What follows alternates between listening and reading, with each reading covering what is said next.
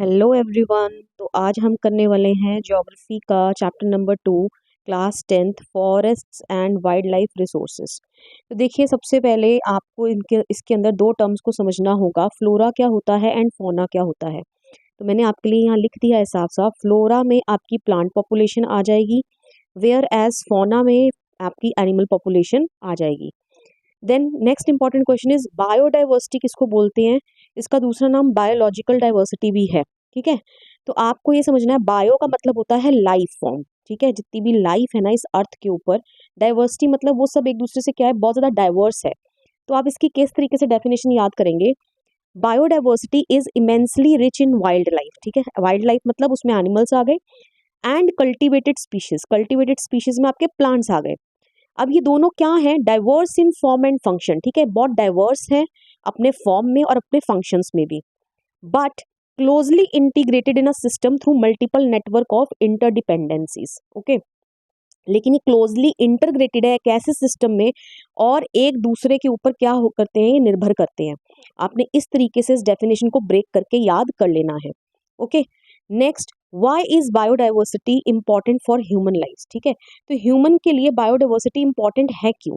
Biodiversity is important for human life as the plants, animals and microorganisms are recreate the quality of air we breathe, the water we drink and the soil that produces our food, without which we cannot survive। तो देखिए, जितने भी हमारे plants हैं, animals हैं, micro organisms हैं, वो responsible है। क्यों? क्योंकि वो क्या करते हैं, रिक्रिएट करते हैं किसे, क्वालिटी ऑफ एयर जो हम सांस लेते हैं। ठीक है, जिस एयर को हम ब्रीथ करते हैं, जो पानी हम पीते हैं, जो सॉइल जिसके ऊपर हम अपना खाना जो है जिससे हमें मिलता है, जिसके बिना हम सर्वाइव नहीं कर सकते, तो उन सब की क्वालिटी को रिक्रिएट करते हैं plants, animals and micro organism. तो इसलिए बायोडाइवर्सिटी हम लोगों के लिए बहुत ज़्यादा इंपॉर्टेंट है। We depend on biodiversity for our existence. तो हमारे एग्जिस्टेंस के लिए हम किसके ऊपर डिपेंड करते हैं, बायोडाइवर्सिटी के ऊपर। तो आपने ये लिख देना है। Okay, next, how have human activities affected the depletion of flora and fauna, explain. तो आपने कुछ ह्यूमन एक्टिविटीज लिखनी है जो डिप्लीट कर रही हैं किसको, फ्लोरा एंड फौना को। ठीक है, flora means plant population and fauna means animal population. तो रैपिड अर्बनाइजेशन, ठीक है, जल्दी जल्दी अर्बनाइजेशन हो रहा है, शहरीकरण हो रहा है, इंडस्ट्रियलाइजेशन हो रहा है, led to clearing of forest and depletion of flora and fauna. Okay, next, large population. ठीक है, ज्यादा पॉपुलेशन मतलब ज्यादा फूड प्रोडक्शन करना है। ज्यादा फूड प्रोडक्शन करने के लिए आपको फॉरेस्ट को कट करना पड़ेगा एग्रीकल्चर के लिए। ओके, मल्टीपर्पज प्रोजेक्ट जो हैं चलाए जा रहे हैं, जिनके कारण लार्ज डैम्स जो बन रहे हैं, ठीक है, उनसे भी ट्रीज और फॉरेस्ट को क्या पहुंच रहा है, नुकसान पहुंच रहा है। Then mining activities is another reason for depletion of flora and fauna. ठीक है, नेक्स्ट, माइनिंग एक्टिविटीज भी रिस्पॉन्सिबल है। Next question, why do we need to conserve our forest and wildlife. अगर आपको ये क्वेश्चन आ जाए कि आपको अपने फॉरेस्ट एंड वाइल्ड लाइफ को कंजर्व करने की क्या जरूरत है, मतलब बचाने की क्या जरूरत है, तब आपने क्या आंसर लिखना है कि कंजर्वेशन प्रिजर्व्स, कि कंजर्वेशन से क्या होगा, प्रिजर्व करेगा वो इकोलॉजिकल डाइवर्सिटी को। बेटा ये नाम याद कर लो, दो तरीके की डाइवर्सिटी है जो आपने यहाँ लिखनी ही लिखनी है, कि कंजर्वेशन प्रिजर्व करके रखेगा इकोलॉजिकल डाइवर्सिटी को, and our life support system like land, water, air and soil. Okay, and it also preserves the genetic diversity of plants and animals for better growth of species and breeding. For instance, in agriculture we still depend on traditional crop varieties। ठीक है, कि आपको conservation करने से होगा क्या, कि आप प्रिजर्व कर पाओगे इकोलॉजिकल डाइवर्सिटी को और हमारे लाइफ सपोर्ट सिस्टम को, जो क्या है land, water, air and soil.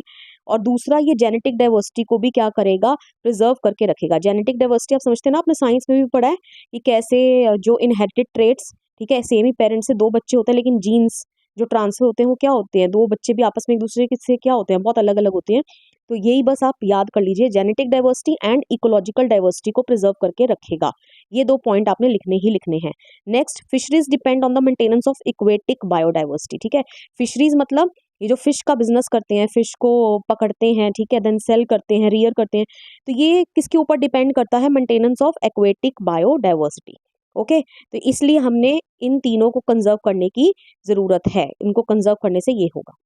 Next, write down the steps taken by the government to conserve the forest and wildlife in India. ठीक है, अब देखिए कुछ स्टेप्स गवर्नमेंट ने लिए, कुछ कम्युनिटी ने प्रिजर्व करने के लिए कुछ स्टेप्स किए हैं। तो वो गवर्नमेंट के अगर स्टेप्स पूछ ले कि सरकार ने क्या क्या किया है फॉरेस्ट एंड वाइल्ड लाइफ को कंजर्व करने के लिए, तो आपने क्या लिखना है, number 1, the Indian wild life protection act was implemented in 1972, very important, MCQ में भी कई बार आ जाता है, आपने ईयर याद कर लेना है। Indian wild life protection act implement हुआ था 1972 में।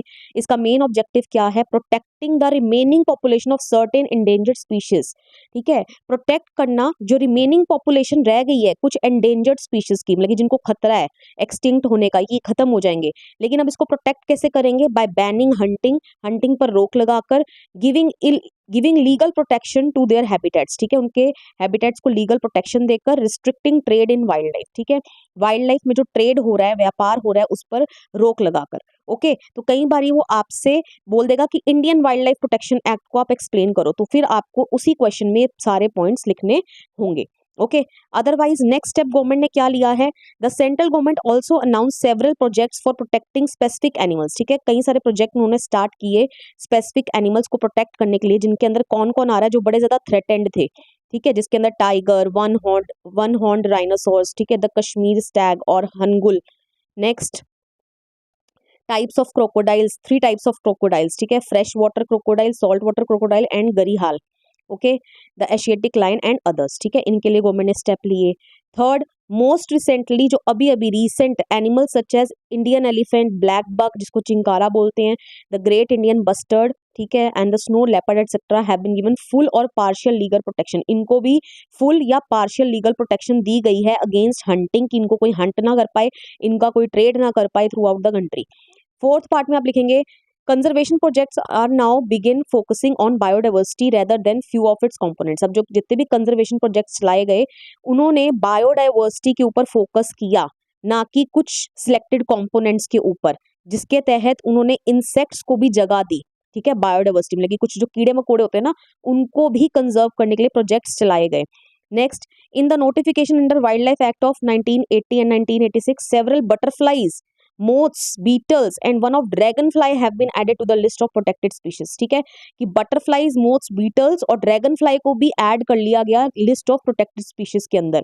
इन 1991 for the first time plants were also added to the list, ठीक है, 1991 में पहली बार प्लांट्स को भी लिस्ट में ऐड किया गया। तो कई बार ये भी रहता है प्लांट्स को किस ईयर में ऐड किया गया, तो आपने लिखना होगा 1991 में। ओके, तो ये सब आपको लिखने हैं steps taken by the government. Okay, next जो क्वेश्चन बनता है इस चैप्टर से, right a short note on project tiger. अब प्रोजेक्ट टाइगर भी चलाया गया। अब प्रोजेक्ट टाइगर बेसिकली है क्या? तो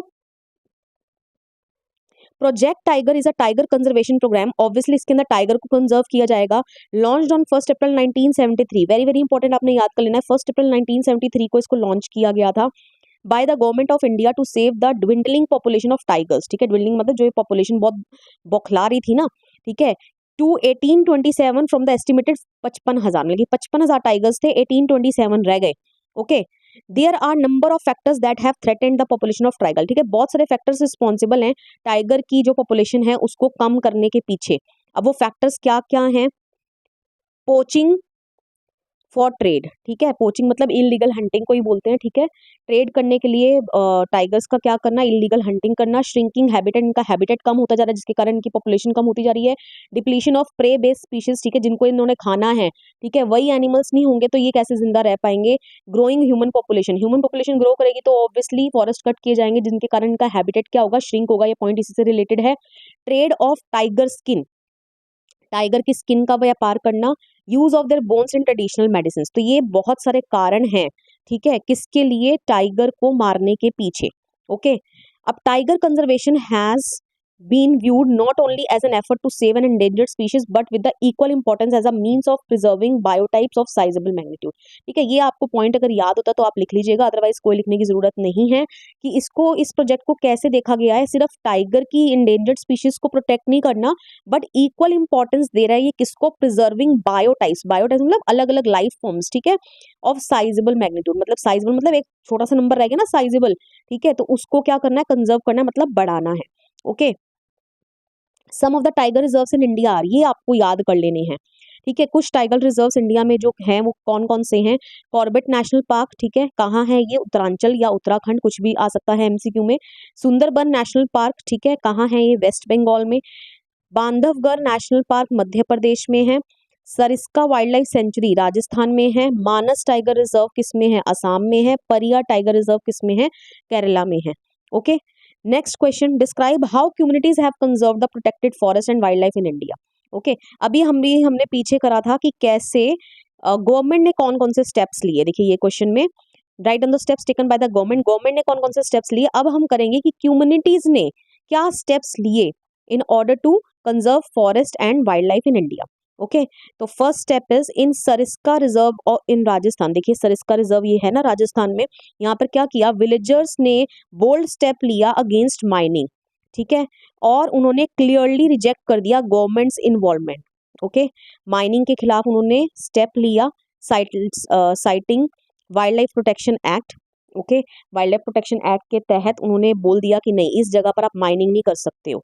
ओके, एंड गवर्नमेंट का इंटरफेरेंस भी उन्होंने क्या कर दिया, होने से रोक दिया, रिजेक्ट कर दिया।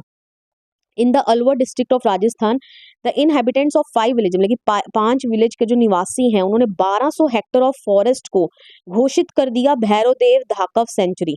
ठीक है, और उन्होंने अपने sets of rules and regulation बना दिए, ठीक है, which do not allow hunting, ठीक है, जो क्या अलाउ नहीं करते, हंटिंग नहीं आप कर सकते, and protect wild life against outside encroachments. ठीक है, आउटसाइड इंक्रोचमेंट्स का मतलब हुआ बाहर के लोग आकर अंदर दखल अंदाजी जो करते हैं, तो उस चीज के अगेंस्ट। ठीक है, तो उन्होंने 1200 हेक्टर का जो एरिया है उसको खुद ही घोषित कर दिया Bhairavdev Dakav sanctuary. Okay, next, Chipko movement in the Himalayas has successfully resisted deforestation in several areas. फिर चिपको मूवमेंट चलाई हिमालयाज में, ठीक है, वहां के रहने वाले लोगों ने, जिससे बहुत सारी डिफॉरेस्टेशन जो थी वो होने से बच गई। बीज बचाओ आंदोलन हुआ तहरी में एंड नबदन्या में, ठीक है, जिससे ये पता चला कि क्रॉप प्रोडक्शन जो है पॉसिबल है, is possible without the use of synthetic chemicals. Synthetic मतलब मैनमेड केमिकल्स के बिना भी हम क्रॉप प्रोडक्शन कर सकते हैं अच्छे अच्छे बीजों को बचाकर। Okay, next very important, joint forest management program. ठीक है, इसके ऊपर एक अलग से भी क्वेश्चन आ जाता है कई बार कि जॉइंट फॉरेस्ट मैनेजमेंट प्रोग्राम क्या है। अदरवाइज अगर कम्युनिटी वाला क्वेश्चन आएगा तो उसमें भी आप ये लिखोगे। तो joint forest management program is a program that involves collaboration between local communities, मतलब कि जो लोकल कम्युनिटीज है ना, जो वहाँ के लोग रहते हैं, उनका कोलैबोरेशन होगा किसके साथ, स्टेट गवर्नमेंट के साथ, to manage and conserve forest. ठीक है, तो वो मैनेज करेंगे एंड कंजर्व मतलब फॉरेस्ट को बचाएंगे, कम्युनिटी का इन्वॉल्वमेंट कर रही है गवर्नमेंट। ठीक है, in 1988 the state of Odisha first pass the resolution for JFM. ठीक है, सबसे पहले 1988 में हुआ, और ओडिशा जो थी वो पहली स्टेट थी जिसने ये जेएफएम मतलब कि जॉइंट फॉरेस्ट मैनेजमेंट रेजोल्यूशन पर साइन किया। Since then the program has been in formal existence, और तभी से जो प्रोग्राम है ये फॉर्मल एग्जिस्टेंस मतलब आज तक चलता आ रहा है। अब इसमें होता क्या है, local village institutions are formed that undertake protection activities, मतलब कि लोकल विलेज इंस्टीट्यूशन फॉर्म किए गए जो क्या करेंगे, अंडरटेक करेंगे protection activities mostly on degraded forest land. ठीक है, किस पर, डिग्रेडेड फॉरेस्ट लैंड पर। Okay, manage by the forest department. Okay, ये आपने याद कर लेना है।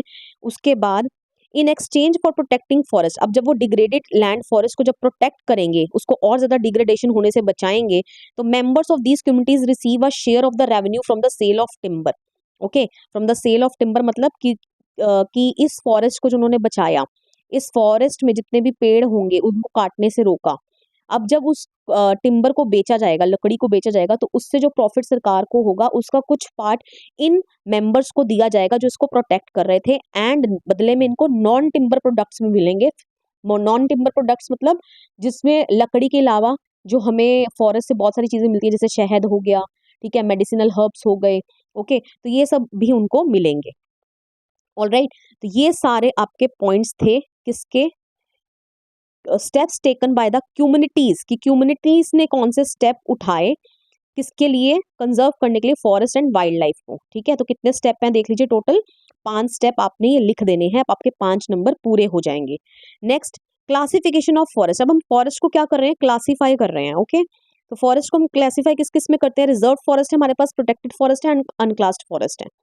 तो रिजर्व्ड फॉरेस्ट में क्या आ जाता है, regarded as most valuable forest area, सबसे ज्यादा मोस्ट वैल्यूएबल है। ओके, आपने याद रख लेना है। Maintained for the purpose of producing timber, ठीक है, इनको किस लिए मेंटेन किया जा रहा है, क्योंकि टिम्बर लकड़ का उत्पादन करना है, एंड अदर फॉरेस्ट प्रोड्यूस, ठीक है, और बाकी जो फॉरेस्ट से जो भी चीजें मिलती हैं उसके लिए, and for protective reasons. Okay, तो प्रोटेक्टेड फॉरेस्ट में भी यही है, these are also maintained for the same purpose. ठीक है, बिल्कुल सेम ही है इसका purpose. Okay, this forest lands are protected for any further depletion, और इसको इसलिए प्रोटेक्ट किया जा रहा है क्योंकि प्रोटेक्शन दी जा रही है ना, प्रोटेक्शन उसको दी जाती है जो खतरे में हो। ठीक है, तो इसको और फर्दर डिप्लीशन से बचाने के लिए, ठीक है, प्रोटेक्टेड फॉरेस्ट जो है बनाए गए हैं कि उनका और डिप्लीशन ना हो। अनक्लास फॉरेस्ट में क्या आ जाता है, these are other forest and waste land, ठीक है, इसके अंदर बाकी की जो फॉरेस्ट रह गए और बाकी की जो वेस्ट लैंड है ना वो इसके अंतर्गत आ जाती है। रिजर्व फॉरेस्ट को कौन ओन करता है, गवर्नमेंट। प्रोटेक्टेड फॉरेस्ट को भी कौन ओन करता है, गवर्नमेंट। एंड अनक्लास फॉरेस्ट को कौन ओन करता है, गवर्नमेंट की भी हो सकते हैं, या प्राइवेट इंडिविजुअल के भी हो सकते हैं, या कम्युनिटी के भी हो सकते हैं। अब इनकी परसेंटेज देख लेते हैं। More than half of total forest land, जितनी भी फॉरेस्ट लैंड है उसका आधा क्या है, रिजर्व फॉरेस्ट है। And 1/3 of total forest area, जितना भी टोटल फॉरेस्ट एरिया है उसका 1/3 इज प्रोटेक्टेड फॉरेस्ट। ओके, इसका कोई परसेंटेज आपकी बुक में नहीं लिखा है तो हम अपनी तरफ से कुछ भी नहीं लिखेंगे। नेक्स्ट इज कौन कौन सी स्टेट्स में ये देखे जा सकते हैं, तो रिजर्व फॉरेस्ट आपके कहाँ कहाँ नजर आते हैं, जम्मू एंड कश्मीर, ओके, आंध्र प्रदेश, उत्तरांचल या उत्तराखंड, केरला, तमिलनाडु, वेस्ट बंगाल, महाराष्ट्र, इन स्टेट्स में नजर आएंगे। वेयर एज प्रोटेक्टेड फॉरेस्ट आपके जहां ज्यादा पॉपुलेशन है ना उन स्टेट्स में पाए जाते हैं, जैसे Bihar, Haryana, Punjab, Himachal Pradesh, Orissa, Rajasthan, okay. And unclass forest जो हैं आपके north eastern states and parts of Gujarat में पाए जाते हैं। And one most important point, reserve forest and protected forest मिलके क्या कहलाते हैं, परमानेंट फॉरेस्ट, ठीक है, ये परमानेंट फॉरेस्ट की कैटेगरी में आ जाते हैं। कई बार एमसीक्यू में ये क्वेश्चन दे देगा कि किनको कौन से दो फॉरेस्ट को मिलाकर परमानेंट फॉरेस्ट बना है, तो आप लिखेंगे reserved and protected forest, okay. Then next is Madhya Pradesh has the largest area under permanent forest constituting 75% of its total forest area. Very very important, MCQ में आ जाता है। देखिए ये आपका इंडिया का मैप है, ये सेंटर में क्या है, मध्य प्रदेश। अब मध्य प्रदेश में जो है ना सबसे ज्यादा परमानेंट फॉरेस्ट है, ठीक है, 75% of its total forest area, मतलब कि मध्य प्रदेश में जितना भी फॉरेस्ट एरिया है उसका 75%, मतलब कि कितना बड़ा परसेंटेज, 75% क्या है, परमानेंट फॉरेस्ट के अंतर्गत आता है, okay.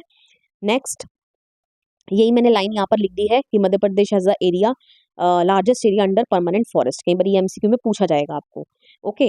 Last one most important question left from this chapter is write a short note on good practices towards conserving forest and wildlife. देखिए अगर वो गुड प्रैक्टिसेस की बात करें तब आपने क्या लिखना है, पहले हमने पढ़ा कंजर्वेशन किसने करा, गवर्नमेंट ने कैसे किया, देन कम्युनिटी ने कैसे किया, अब हम कर रहे हैं कुछ गुड प्रैक्टिसेस, ठीक है। गुड प्रैक्टिसेस में क्या आ जाएगा, number 1, nature worship in some parts of the country has led to preservation of several virgin forest in pristine form, ठीक है। जो नेचर वर्शिप, जैसे कई लोग जो होते हैं ना पुराने जमाने के, उन वो क्या करते थे, नेचर में बिलीव करते थे, ठीक है, नेचर की चीजों में भगवान को देखते थे। जो नेचर वर्शिप है उसने प्रिजर्व करा several virgin forest. Virgin forest का मतलब ऐसे फॉरेस्ट जिनको आज तक कभी भी ह्यूमन एक्टिविटीज के द्वारा डिस्टर्ब नहीं किया गया, स्पेशली उनको वहां पेड़ों का काटना वूटना आज तक हुआ ही नहीं, जो अनटच्ड है, ओके। वो अपनी प्रिस्टीन फॉर्म मतलब वैसे ही ओरिजिनल कंडीशन में आज भी हैं, जिनको सेक्रेड ग्रोव्स के नाम से जाना जाता है। सेक्रेड ग्रोव समझते हैं ना, सेक्रेड मतलब पूजा करना किसी की, ग्रोव्स मतलब वही हो गया जहां पर बहुत सारे पेड़ पौधे होते हैं, वहां उसको क्या बोलते हैं, Grove, okay. That is the forest of God and goddesses, उनको क्या माना गया है, किसके फॉरेस्ट हैं, गॉड एंड गॉडेसेस के। Such sacred groves are left untouched by local people and any interference with them is banned, ठीक है, वो आज तक भी अनटच्ड है बाय लोकल पीपल और उनके साथ अगर कोई भी इंटरफेरेंस करता है वो बिल्कुल नहीं कर सकता क्योंकि that is banned, okay. Next part is the Mundas and the Santhals of Chota Nagpur region worship mahua and kadamba trees, ठीक है। अब ये मुंडा ये ट्राइबल ग्रुप है, ठीक है, छोटा नागपुर रीजन के, ये महुआ और कदम्बा ट्री को क्या करते हैं, वर्शिप करते हैं। ऑब्वियसली जिसकी आप पूजा करते हो उसको आप काटोगे नहीं, तो एक तरीके से आप कंजर्व कर रहे हो किसको, फॉरेस्ट को, okay. Next, the tribals of Orissa and Bihar worship the tamarind and mango trees during wedding. अब ये ट्राइबल्स हैं उड़ीसा और बिहार के, वर्शिप करते हैं टैमरिंड मतलब इमली के पेड़ को एंड मैंगो के पेड़ को ड्यूरिंग वेडिंग, ओके। आगे next, macaques and langurs around many temples are fed daily and treated as a part of temple devotees, ठीक है। देखिए वैसे तो हमें देखा जाता है कि कई बार हमें कुछ जानवर नजर आते हैं ना, बंदर वगैरह, तो उनको भगाया जाता है, लेकिन जो मंदिर के आसपास लंगूर या मकौज देखने को मिलते हैं उनको लोग ना खिलाते हैं, स्पेशली फीड करते हैं, क्यों, क्योंकि उनको भगवान का रूप माना जाता है और उनको भी क्या देखा जाता है, टेंपल डिवोटीज, मतलब कि ये भी क्या है, भक्त है, okay. Next, most of the people in India consider peepal and banyan tree are sacred, ठीक है। सेक्रेड मतलब अगेन पूजनीय, जिसके कारण पीपल और बनियन ट्री को काटा नहीं जाता, okay. Next, in Bishnoi villages in Rajasthan, ठीक है, जो राजस्थान में बिश्नोई विलेजेस हैं, हर्ड्स ऑफ ब्लैक बक, ठीक है, ब्लैक बक का group, nilgai, peacocks are part of community, इनको कम्युनिटी का ही पार्ट माना जाता है, and no one harms them, और कोई भी उनको हार्म नहीं करता। ओके, तो these are all the good practices, ठीक है, जो क्या कर रही है, कंजर्व कर रही है फॉरेस्ट एंड वाइल्ड लाइफ को। ये क्वेश्चन आ जाए तो आपने ये 5 पार्ट, अगर 5 मार्क्स में है तो कोई भी 5 पार्ट आप लिख दीजिएगा जो आपको सिंपल एंड ईजी लग रहे हैं। Okay, with this I come to end of this video, यही हम इस चैप्टर की वीडियो को एंड कर लेते हैं। इसके अलावा आपको कोई इसके बाहर से क्वेश्चन नहीं आएगा। वीडियो पसंद आया, वीडियो को लाइक करिए, शेयर करिए, कमेंट करके बताइए वीडियो आपको कैसा लगा, and please don't forget to subscribe my channel. मिलेंगे नेक्स्ट वीडियो में, टिल देन बाय बाय।